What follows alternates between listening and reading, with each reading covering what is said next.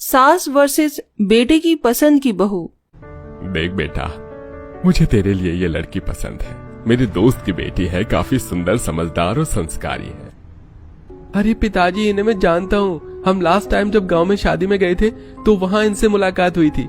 ये बहुत ही अच्छी हैं और आपकी पसंद है तो मुझे शादी से कोई एतराज नहीं है। भाई आपका दिमाग खराब हो गया है क्या? इस गरीब गांव की लड़की को इस घर की बड़ी बहू बनाओगे? जरा शक्ल देखो इसकी, कहीं से भी मॉडर्न नहीं है और गांव में रहती है तो इतनी पढ़ाई भी नहीं की होगी, इसको इंग्लिश भी नहीं आती होगी। आपका और इसका कोई मेल ही नहीं है। इस घर में भाभी आएगी तो सिर्फ मॉडर्न भाभी आएगी। तेरा दिमाग खराब है क्या? पिताजी इसे अच्छे से जानते हैं, मुझे भी पता है ये कितनी अच्छी लड़की है। और इंग्लिश और मॉडर्न का मुझे क्या करना है? लड़की घर संभालने वाली होनी चाहिए। जी आपका दिमाग खराब हो गया है क्या? कोई भी तस्वीर मेरे बेटे को दिखा देते हो। बोल दिया ना श्रेया ने, इस घर में सिर्फ मॉडर्न भाभी आएगी इसकी। मैं घर छोड़कर कहीं चला नहीं गया हूँ, इस घर का मुखिया हूँ और सटीक फैसला लेने का हक मेरा है, तुम दोनों का नहीं। ठीक है, कर लो शादी, लेकिन उस लड़की को मैं अपनी बहू कभी नहीं मानूंगी। यह तो सुमित्रा वक्त ही बताएगा। कुछ दिन गुजरते हैं। गिरीश दीप्ति के पिता से दोनों बच्चों की शादी की बात तय कर देता है और अगले ही महीने विकास की शादी धूमधाम से दीप्ति के साथ हो जाती है। लेकिन सास गृह प्रवेश नहीं करती तो ससुर ही कर देता है। मुझे लगा था तुम अपने बेटे की खुशी में शामिल होकर बहू का गृह प्रवेश कर दोगी, लेकिन तुमने वो भी नहीं किया। अब कम से कम आशीर्वाद ही दे दो। तब विकास और दीप्ति सुमित्रा के पैर छूते हैं। लो, दे दिया आशीर्वाद, लेकिन इसके बाद भी मैं इस गरीब को अपनी बहू नहीं मानूंगी। अरे कोई मेरी तरह मॉडर्न होनी चाहिए थी। माँ जी, आप मुझ पर भरोसा तो कीजिए, मैं आपको शिकायत का मौका नहीं दूंगी। जो बोलोगे, जैसा बोलोगे वैसा कर दूंगी। भला तुम जैसे गांव की गवार क्या ही कर सकती है? मॉडर्न कपड़े पहन सकती हो, मॉडर्न डिश बना सकती हो, इंग्लिश में बात कर सकती हो। दीदी, मॉडर्न कपड़े पहनना तो मेरे संस्कार में नहीं है, लेकिन मैं विदेशी डिश आपको जरूर बनाकर खिलाने की कोशिश करूंगी। और रही इंग्लिश की बात, तो इसकी क्या जरूरत है? जब दीदी आपका मेरा दिल से रिश्ता बन जाएगा तो ऐसी लैंग्वेज की जरूरत नहीं पड़ेगी। ओह, अपनी चिकनी चुपड़ी बातें बंद करो। तुम्हारे पास से गोबर की मिट्टी की बू आती है। श्रेया, मैं अपनी पत्नी के बारे में एक और लफ्ज नहीं सुनूंगा। भैया, ये इस घर की बहू नहीं, इस घर की नौकरानी लग रही है। कोई बात नहीं विकास जी, मुझे भरोसा है धीरे धीरे सब कुछ ठीक हो जाएगा। जाओ बहू, आराम करो। तब दोनों आराम करने अपने कमरे में चले जाते हैं। अगले दिन बहू जल्दी उठकर घर की सफाई कर लेती है और पूजा करके पहली रसोई का खाना बनाकर सबको खिलाती है। वाह बहू, तुमने बहुत स्वादिष्ट खाना बनाया है। यह लौकी का हलवा खाकर तो बचपन की याद आ गई। हाँ भाभी, खाना तो एक नंबर का सॉलिड बनाया है। गगन भैया, अब आप भी इसके हाथ का खाना खाओगे? कैसे बोल रही हैं? अब भाभी है वो हमारी और इस घर की बड़ी बहू। बहू और भाभी का तो नहीं पता, लेकिन इस घर की नौकरानी जरूर बन सकती है वो। बस श्रेया, बहुत हो गया, चुप बैठो और खाना खाओ। हाँ दीप्ति, हलवा तो छोड़ो, तुमने आलू की कचौरी और वेज पुलाव भी बहुत अच्छे बनाए हैं। श्रेया, माँ आप दोनों भी खाकर देखिए। हमें इस गंवार गांव की लड़की के हाथ का खाना खाने की कोई जरूरत नहीं है। श्रेया ने फ्रूट काट दिया है, हम दोनों वही खाएंगी। ये घी वाला खाना हम नहीं खाते हैं। माँ जी, दीदी एक बार चख तो लीजिए, बहुत अच्छा बना है और इतना खाने से आपकी डाइट खराब नहीं होगी। तुम्हें समझ नहीं आता क्या? अपना खाना हम पर थोपोगी क्या? तब दीप्ति चुप हो जाती है और वो लोग अपना फ्रूट खाकर चले जाते हैं। दिन गुजरते हैं। दीप्ति बेहद आसानी से ससुराल की जिम्मेदारी संभाल लेती है। हर किसी के कपड़े प्रेस करना, खाना समय से बनाना, सास ससुर को टाइम पर दवाई देना इत्यादि काम वो बखूबी कर लेती है। लेकिन सास और नंद चिढ़े रहते हैं। एक दिन श्रेया अपनी दो सहेलियों को घर पर बुलाती है। अच्छा हुआ तुम दोनों आ गई। जस्ट सिट डाउन सलोनी और पायल। भाभी, ओ भाभी, मैंने आपको कहा था ना मेरी फ्रेंड्स के लिए कुछ बना लाओ, जरा लेकर आओ। जी लाई। ऐसा कहकर दीप्ति पहले नींबू पानी दे देती है और फिर पूरी कचौड़ी बनाकर ले आती है। ये देख दीप्ति गुस्सा हो जाती है। आपका दिमाग खराब है? मेरी फ्रेंड के लिए क्या लेकर आई हो?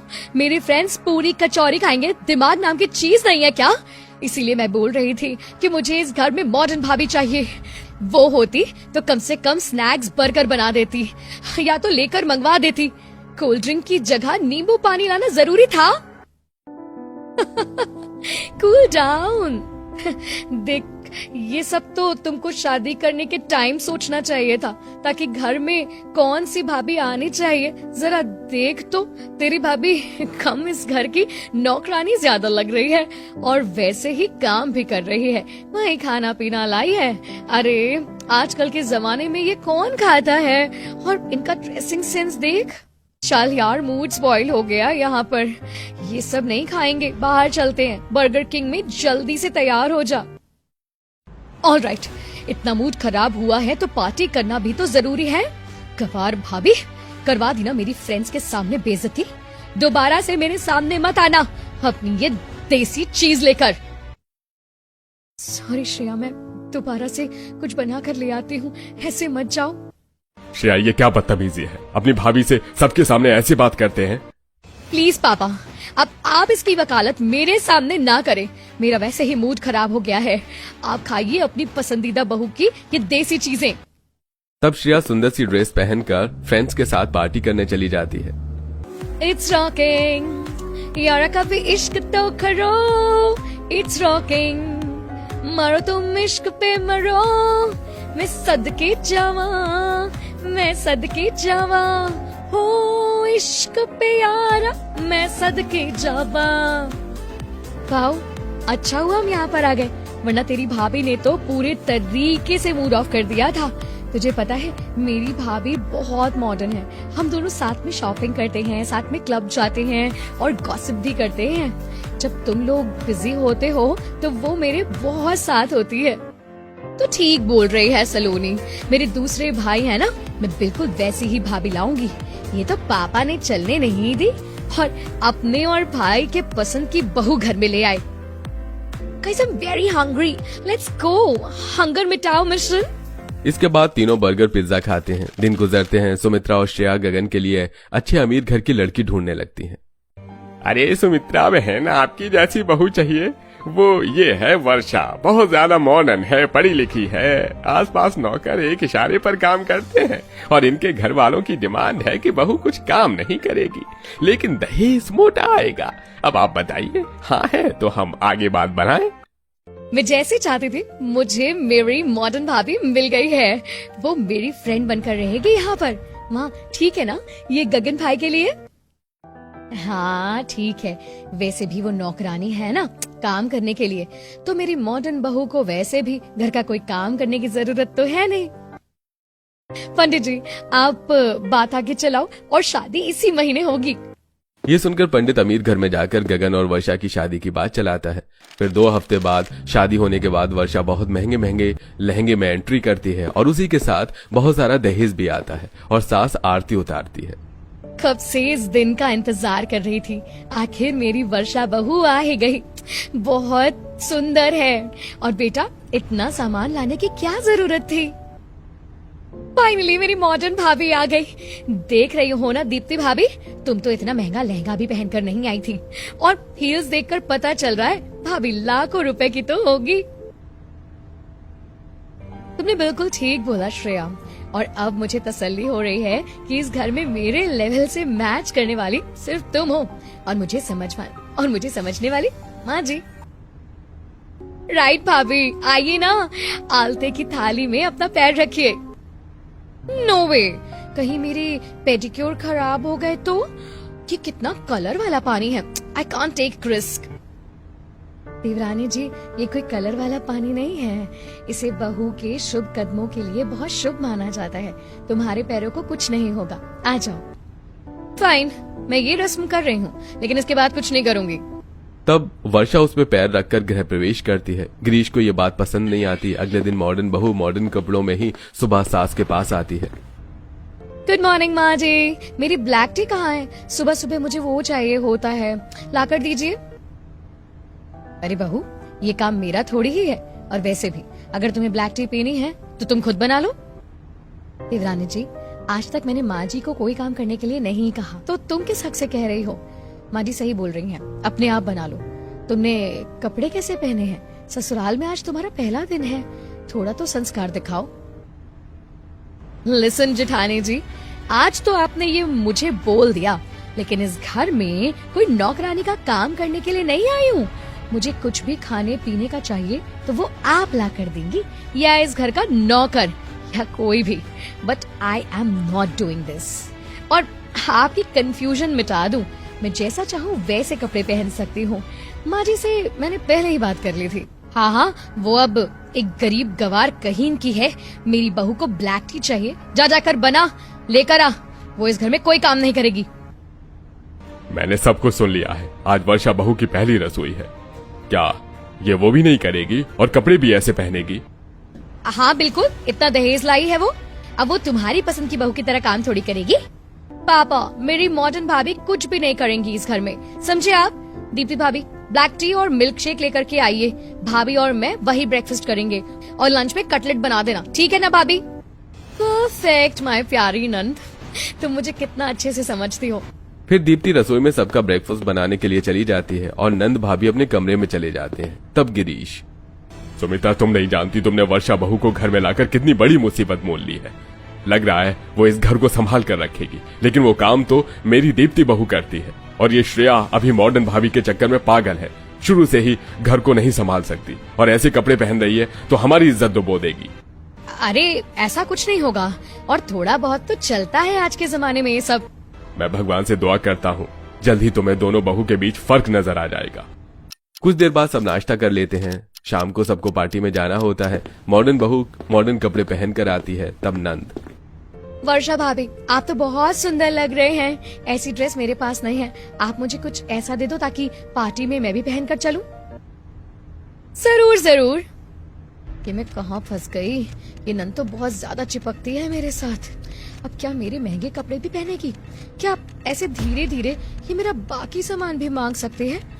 लेकिन मैं इसे खराब सामान ही दूंगी। अब कमरे में जाकर वर्षा उसे एक ड्रेस निकाल कर दे देती है। ड्रेस पहनने के बाद वो भाभी का मेकअप भी लगा लेती है, जिस बात पर वर्षा को गुस्सा आता है। वहीं दूसरी तरफ घर के बाकी लोग आ जाते हैं और दीप्ति साड़ी पहनकर गजरा लगाकर पल्ला करती है। क्या हम सब पार्टी में जा रहे हैं? और जेठानी जी, ये आपने क्या पहना है? सब लोग आपको कार्टून बोलेंगे। अरे ओ भाभी, ये झोला और बालों में फूल पत्ते लगाना जरूरी था क्या? अच्छे कपड़े पहन लो, देखो मेरी मॉडर्न भाभी कितनी अच्छी लग रही है। श्रेया, मैं तो ठीक भी लग रही हूँ। पार्टी में माँ जी पापा जी के बहुत सारे रिश्तेदार होंगे। अगर उन्होंने तुम दोनों को ऐसे कपड़ों में देख लिया तो उनकी बेइज्जती हो जाएगी। कपड़े बदलने की जरूरत तुम्हें है। वर्षा बहू, जाओ कपड़े बदल लो, तुम भी संस्कारी साड़ी पहन लो।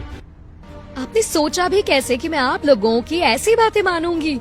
अपनी पर्सनालिटी किसी और के लिए चेंज नहीं कर सकती, और आजकल के जमाने में आप इतनी संस्कारी वाली बातें क्यों कर रहे हैं?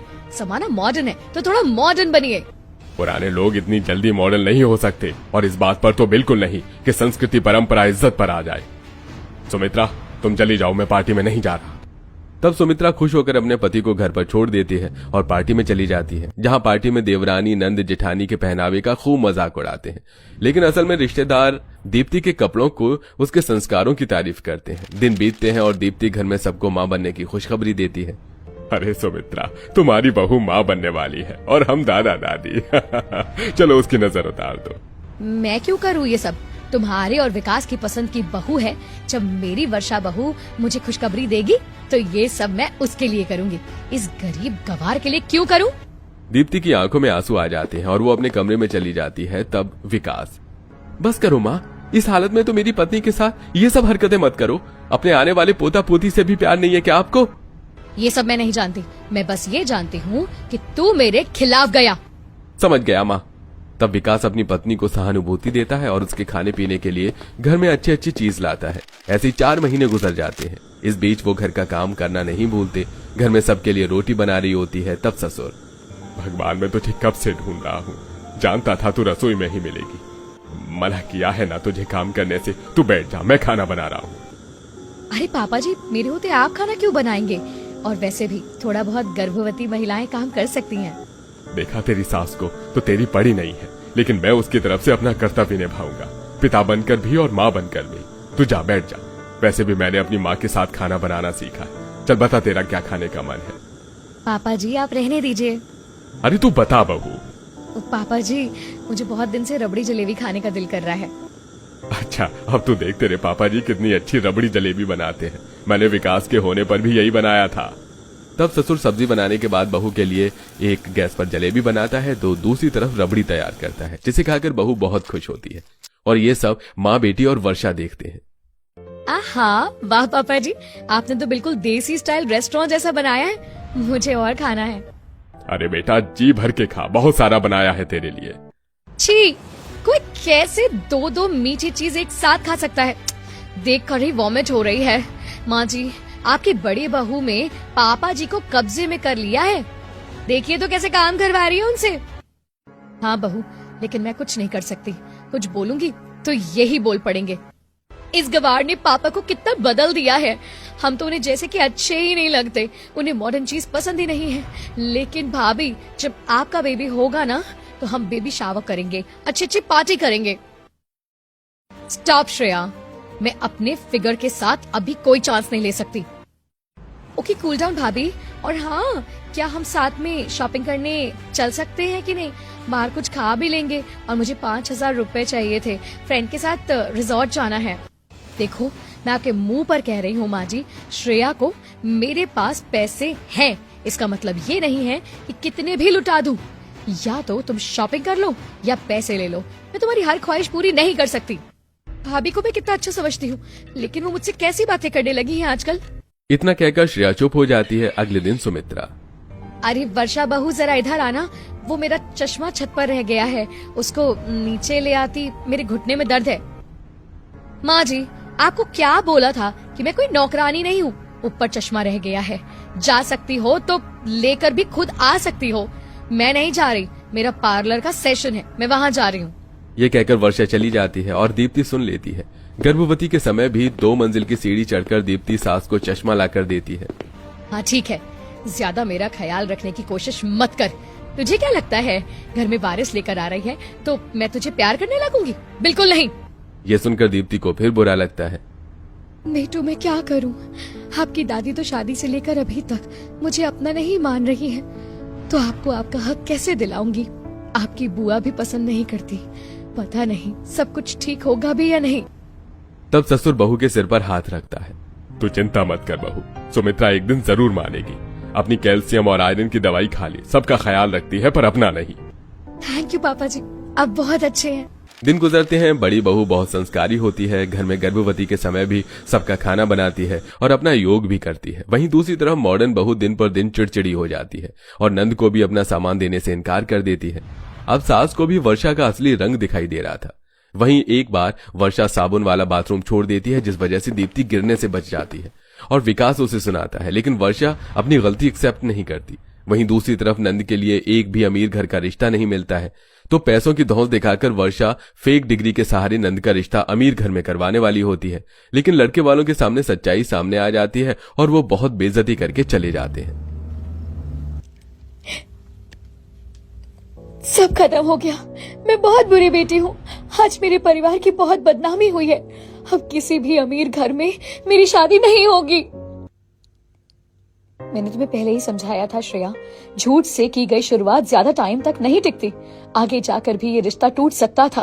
हर चीज पैसों से नहीं तोली जा सकती। कहीं पर स्थिति में रिश्ते ही काम आते हैं। कई परिस्थिति में रिश्ते ही काम आते हैं। हाँ तो किसी गरीब घर में शादी कर लो। लालची तो तुम बहुत हो श्रेया, तुम्हारे साथ ऐसा ही होना चाहिए था। वर्षा भाभी, अपनी पसंद से आपको इस घर में लाने वाली मैं ही थी, लेकिन आपकी मॉडर्न सोच मेरे लिए ही ऐसी निकलेगी, मेरे भविष्य खराब कर देगी। पता नहीं था। आपसे कई ज्यादा समझदार और अच्छी बहू दीप्ति भाभी है। हाँ प्लीज प्लीज मुझे माफ कर दीजिए। दीदी आप चिंता मत करो, मेरी नजर में एक अमीर घर का रिश्ता है। वे जरूर आपसे शादी करेंगे और डिग्री भी नहीं देखेंगे। दीप्ति बहू मुझे माफ कर दे। इस घर की असली बहू तो तू ही निकली। इस तरह नंद और सुमित्रा को अपनी गलती का एहसास होता है और अगले ही महीने दीप्ति एक प्यारी से बेटे को जन्म देती है। घर में सब लोग अब दीप्ति और बच्चे के साथ रहते हैं। वहीं अकेलेपन में वर्षा भी सुधर जाती है। दोस्तों, आपको हमारी कहानी में क्या अच्छा लगा? कमेंट करके हमें जरूर बताइएगा।